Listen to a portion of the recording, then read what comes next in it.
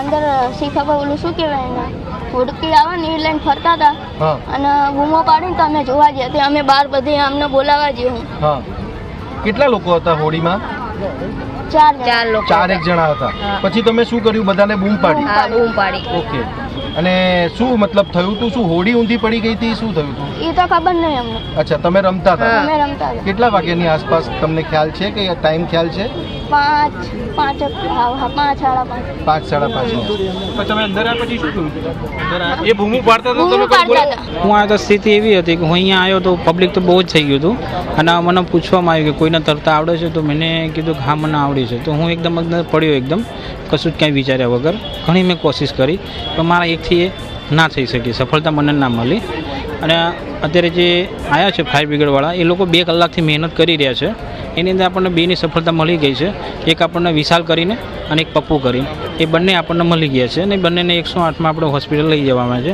અને એકને હજી આપણને નથી મળ્યો, એની હજી આપણને સફળતા બિલકુલ નથી મળી. અને હજી પણ એમની ફાયર બ્રિગેડવાળાને હજી મહેનત કરી જ રહ્યા છે.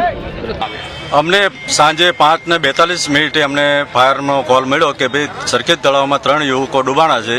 તાત્કાલિક અમારી તે પ્રયાનગર ફાયર સ્ટેશનથી ઇમરજન્સી ટેન્ડર, રેસ્ક્યુ બોટ અને બીજી 2 વધારાની ગાડીઓ, 4 ગાડીઓ સાથે સ્ટાફ સાથે આવી અને તાત્કાલિક રેસ્ક્યુ કોલ ચાલુ કરેલો. અમે એમાં અમને 2 બોડી મળી લઈને અને લગભગ 2 કલાક વધારે કામ કરતા અત્યારે સીધી 3જી બોડી મળી છે અમને.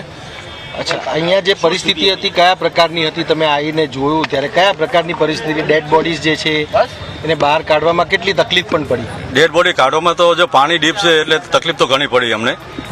અમદાવાદ મ્યુનિસિપલ કોર્પોરેશન દ્વારા સક્રી તળાવનું રીડેવલપમેન્ટનું આયોજન કરવામાં આવ્યું હતું અને લગભગ 1.5 વર્ષ પહેલાં સુરેશ વોરા કરીને જે કોન્ટ્રાક્ટર છે એને આનું કામગીરી આપવામાં આવી હતી.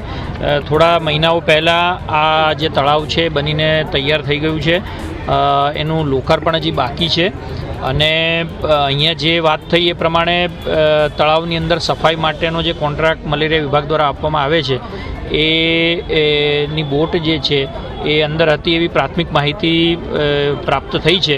છતાં પણ હજુ ફાયર વિભાગ અને પોલીસ વિભાગ દ્વારા પૂરતી તપાસ કર્યા પછી આની અંદર બધી વિશેષ વિગત જે છે એ આપના સમક્ષ આપવામાં આવશે. અત્યારે 3 બોડી મળી ગઈ છે અને પોલીસ સ્ટેશનમાં એડીની દાખલા કરવાનો પ્રોસેસ અત્યારે ચાલુ છે અને એમાં તપાસ થશે અને કેવી રીતે અહીંયા આવ્યા હતા અને કોની સિક્યોરિટીની જિમ્મેદારી હતી એ બધું એંગલમાં પોલીસ તપાસ કરશે અને એમાં જો પણ અગર કોઈ ગુનાહિત એમાં મળશે તો એના ઉપર કાર્યવાહી થશે.